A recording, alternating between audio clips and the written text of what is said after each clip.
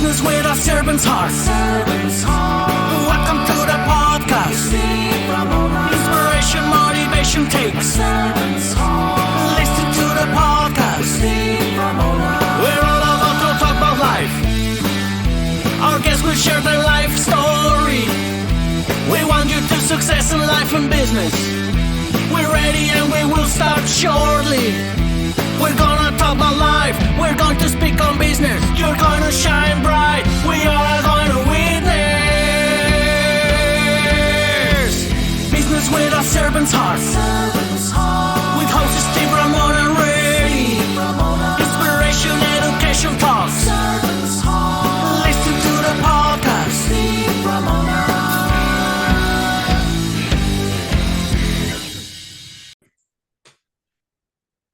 Welcome, everyone, to Doing Business with a Servant's Heart podcast. I'm your host, Steve Ramona.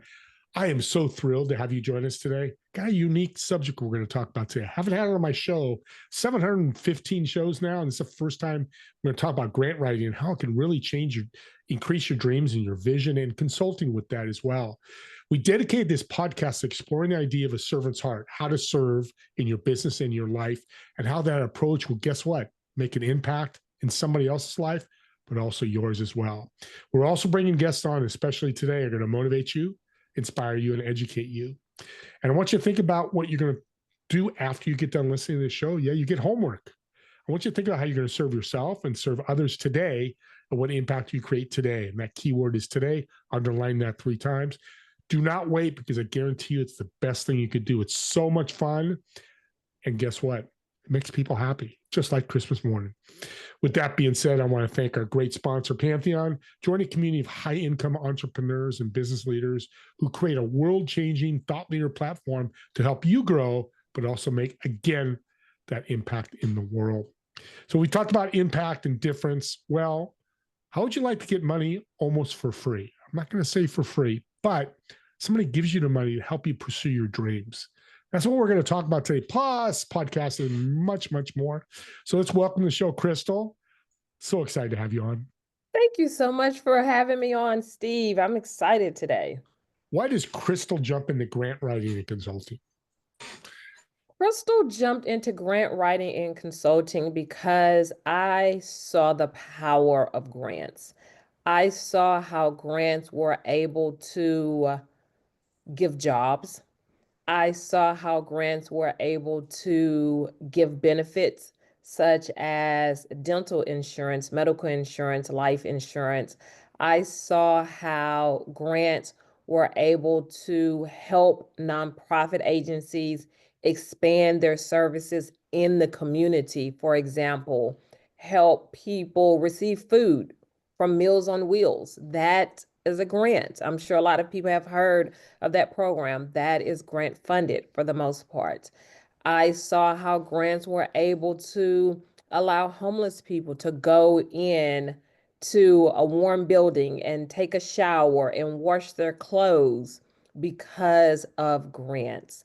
I saw the power of grants, and I wanted to, and I am making sure to extend that power and give that power to as many people as I can.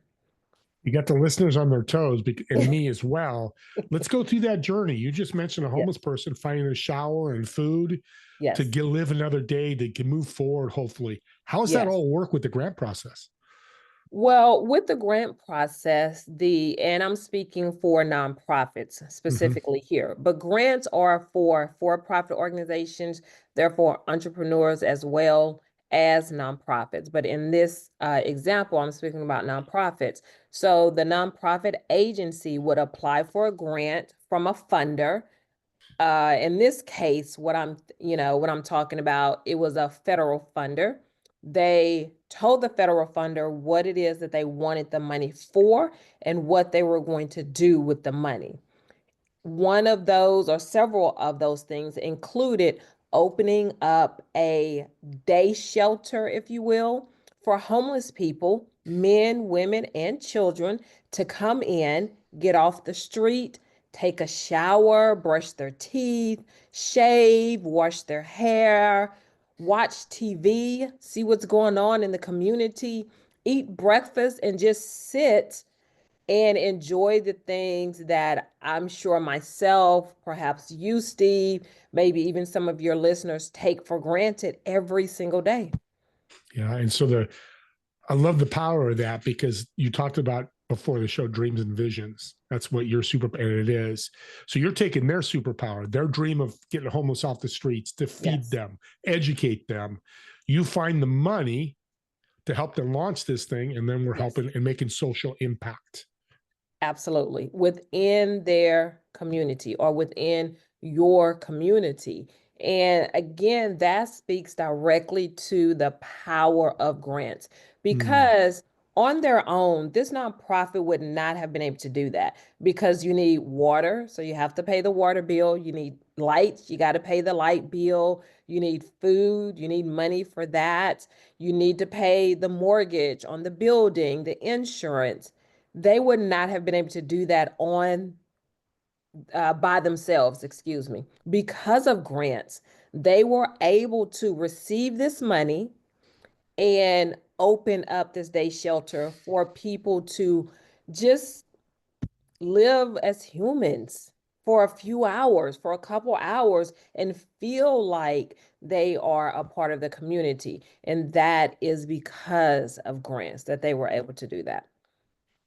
So some people listening, we have the Google mentality. Oh, I'll just jump on Google and YouTube and that. Where does Crystal come into play here to really make this? Because I know it's not easy just to go out and get a grant. It is definitely not easy, Steve, but it's something that I love. It's something that I'm passionate about. It's something that I've been doing over 15 years at this point. And where Crystal comes in, I was looking at your title on your name. You have Super Connector, and I feel like it's very relevant to what I do. So I come in and I connect you, my client, the nonprofit agency, to the funder. Because if you think about it, this money is out here. A funder is looking for you to give you this money to help you actualize your dreams. You just need to be connected. And that's where I come in. I come in and I connect the funder who wants to give away the money to the person who needs the money. And I come in and I connect them.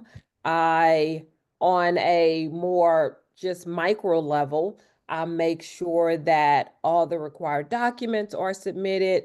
I write the budget, I write the proposal, I write the narrative. So there's a lot of different components when you are writing grants. And a lot of people, because it's a learned skill, a lot of people just have not learned the skill. A lot of people do not want to learn the skill because it is a lot. Of course, you can learn it, but it's a lot and it's time consuming and it's energy draining. It can be.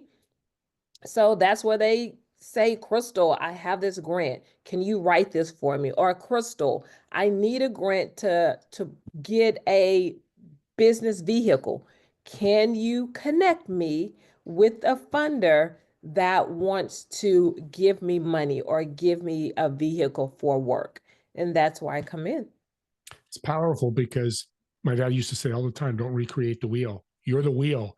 Just spin. That sounds kind of weird when I say that, but spin, Crystal, spin the wheel, because you've got all that 15 years of experience. Yes. I come in and you're right, time consuming and all that. It's a great business model, because I tell people as a founder, you can't do it all. You've got You to cannot. parse out everything. What is grant look like? We've talked about nonprofit, but for profit, you've kind of talked about a little bit, but give us kind of an overview what people can expect when they get a grant. It really depends on the funder. Each funder is very specific in what they are requiring of the funding. And I like how you put it at the introduction, almost free, because there's no such thing as free money. But grants are, just like you said, Steve, almost free. But the funder is wanting something in return. The example that I gave with the day shelter, the funder is going to want to know, how many men did you serve in the month? How many women did you serve in the month? How many children did you serve in the month? How many pounds of food did they eat? They are going to want those numbers. And most of the time, Steve, what the funder does is take those numbers, take that data, and combine it with what they are already doing. And then they present it to someone else and say, look at what we are doing. Look at the impact we are making in California. Look at the impact we are making in Florida. So while they do give you that money, they do expect something in return. And most of the time, it's data. Most of the time, it's the numbers that they want you to collect and then turn that information over to them. Give money, everybody's going to expect something. I mean, it's Yeah. no money's free out there. And data is such a great way of giving me 100,000 to start this. You just need me to track it. Well, that's, it's very little for a lot return for Yes. what you need to give back with that Yes, company. absolutely. So you're getting your word out through a podcast. I've been on your podcast. It's an incredible podcast and audience. We'll get you the name and all that in a second here. Actually, it's the Crystal Petrie podcast, so it's super simple. Yes. What was your inspiration to do that? My inspiration to do that, I'm going to be honest with you, Steve. I'm going to be honest with your listeners. It's such a 21st century problem. I am a consummate learner, and I feel like we've had this discussion before, you and I. So I'm always reading books. Like, I love the handheld books. And when I'm in my vehicle, which that's always the case, I'm listening to podcasts and I'm learning about different things as I'm listening. But what I found was every time I wanted to learn something different, I had to go and hunt and look for a reputable podcast that was teaching and educating correct information that I could consume and then apply in my life. And I just started complaining about it to my friends and to just some other people in general conversation and found that they were having the same issue. Again, total 21st century problem. I get it. But I just felt like if I'm looking for this, other people are looking for this. Why can't I create this? And that's what I set out to do. I created a space and I've created a platform where people can come and receive trusted information and trusted education in a variety of different topics. So you never, you never have to leave my platform to go and seek education and information from somewhere else because I have it on my platform ready and waiting for you. And the podcasts are great because you can work, you can garden, you can Yes, go on a bike work ride, do out. your workout, and they're just in the Yes. background. And yeah, they're not something like a book. And by the way, you kind of motivate me to get touch books. So now I Yeah. bought a bunch of books. So and I get books from my host, like you probably are as well. So thank you, because it is much different. And you got to get classes to do that, which is important. If you can really not fall asleep while you're reading, it's like, oh, I can see this now. Yes. Give us a little glimpse of one of your guests or a number of your guests that really excited you. Oh my goodness. Okay, first of all, I'm going to say you. And I know, I'm on your podcast, and I'm not just saying this because I'm on your podcast, Steve, and to your audience. You really excited me after our podcast ended because it gave me a chance to, of course, I'm listening as we're doing the podcast, obviously, but I'm also focused on time and the lighting and the audio and all of these other things. Once we finished and I had a chance to actually listen to what you said, absorb that, take that in, I became very excited because you pointed out some things that I was not doing. I was not aware that I was not doing it. And just like I'm giving you two things that you pointed out to me. The first one was, of course, I have a consulting company. So one of the things, and I've told you this in private, so I'm telling you in public as well. One of the things that you stated was don't pitch people. Wait until after the podcast and you guys are talking and having a great time and just kind of reliving the podcast experience. And then in that moment, ask, are you interested in these other services? And I tell you, Steve, that bit of advice has completely changed the dynamic of how I do my podcast and how I make other people aware of the other services that I offer. And it feels nice. It feels good. It feels very authentic. And I just love that. And I did not realize how inauthentic it felt when I was doing it before the podcast. So that's one thing. And you told me that months ago at this point, Steve, and I still use that to this day. So thank you so much for freely giving information, because a lot of times people are very, I would say, selfish. You know, they want to keep the information to themselves because of job stability or whatever that looks like or feels like for them. But you just freely gave me that information, and it was our first time speaking, and you gave me that information.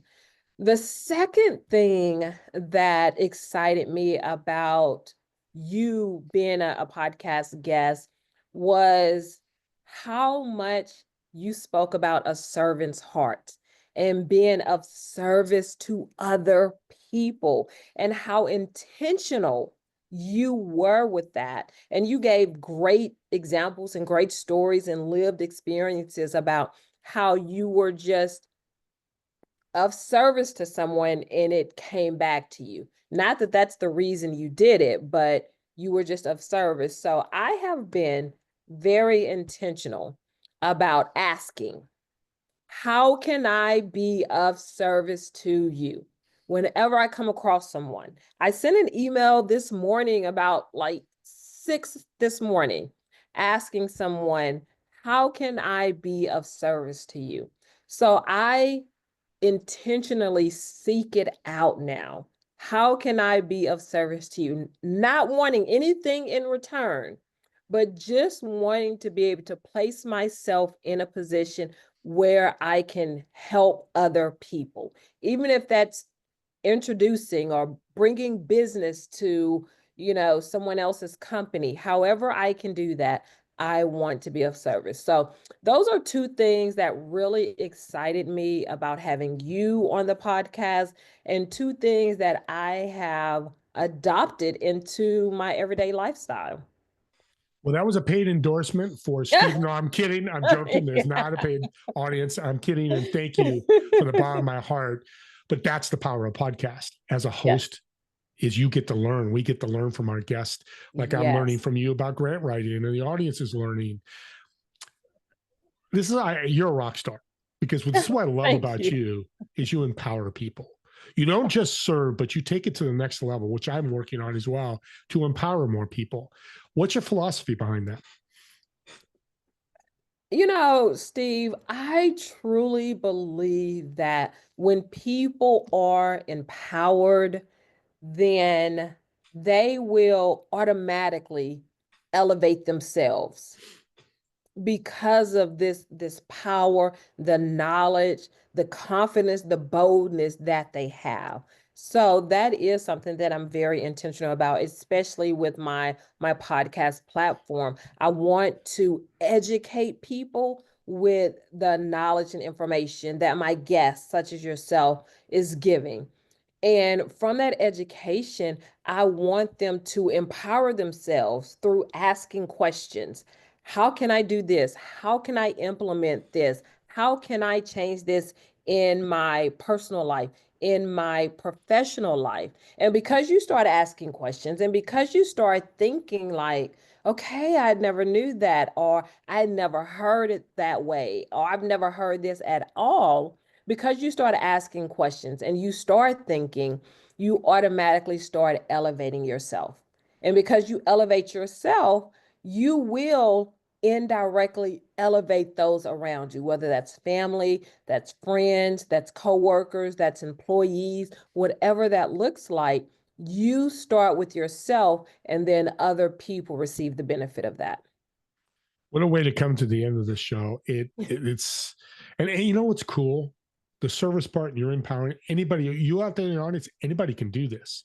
This is not Anyone. like, you playing in WNBA and me playing in NBA. I'm 5'8". There's no way. I'm not going to Yeah. tell for you, but obviously we couldn't do that. Let's be very Right. honest. But these are some things that we all can do. We can all do. And you can implement them immediately. And that's one of the things Yeah. I loved about the information that you gave me, Steve. I was able to implement those things immediately and saw immediate impact because of it. Give everything away, audience. When you're a coach, consultant, business, give it all away. It'll come back and reward you somehow. Don't worry about competition because it's just collaboration. Yes. With that being said, let's ask a really fun question. Let's get to know you a little deeper. So I've got a reservation at a restaurant, table of 4. Mm-hmm. You're going to sit in one of the chairs. The other 3 chairs, who would you invite, whether they're dead or alive? Okay. And what food would you order? Oh my goodness, this is such a great question. So the number one person I would absolutely invite is Shirley Chisholm. Shirley Chisholm is my favorite politician. Shirley Chisholm has passed away. Shirley Chisholm was the first African American and first female to run for president of the United States. She was also the first African American female elected to Congress. And the things that she was fighting for, even at that time, which is 50s, 60s, 70s, we are actually, and it's unfortunate, still fighting for those things now. But she was fearless at a time when women were not supposed to speak up and speak out. She was fearless in a time where women would never think to run for an elected office, or an African American wouldn't think to run for an elected office. She was amazing. She was smart. She was intelligent. She was fearless. She was confident. I have her book again. Love books. But so Shirley Chisholm would be my very first person. My second person would be my grandmother, Lily Mae Williams. She died when I was like 12 years old, Steve. And as a child, I never told her thank you and I love you because I was a child and I didn't think anything of it. And she was a grandmother, so she's teaching and I'm like not wanting to be taught, that whole dynamic. And she passed away before I was able to realize her importance in my life. So she will be my second person, just so I can say thank you and so I can say I love you. Okay, I have 2 more seats. One more seat. One more seat. Oh my goodness. I would invite, I want to say my father, but I don't want to get too mushy. My father was killed when I was 2 years old. So I never had the chance to get to know him, or I don't even have a visual of how he looks. So I Well, would we'll bring an extra chair for him. And pick one more. We'll do 4 chairs. It's your table. Thank you. Let me see. So it will be my father. His name is Warren Lasan. Shirley Chisholm, my grandmother, Lily Mae Williams. And who else? Who else would I invite? Oh my goodness, I would invite Ann Richards. So Ann Richards was the first female governor of Texas. I would definitely invite her. She has a quote that is on my email and I live by, and it's going to be on my website. And her quote is, I had a fight with the fire and the fire lost. Wow. That's a great How quote. many times have we all, anyone of a certain age, has gotten into it with fire? Whether that's people, business, whatever that looks like. And you It's a want to be great able to quote. say at the end of the day that the fire lost. Yeah, I love that. Yeah. So what are all these people eating? They are eating barbecue because barbecue is my absolute favorite food that I can eat every single day. So we are eating barbecue and we are having conversation and we are saying thank yous and I love yous and it's going to be phenomenal.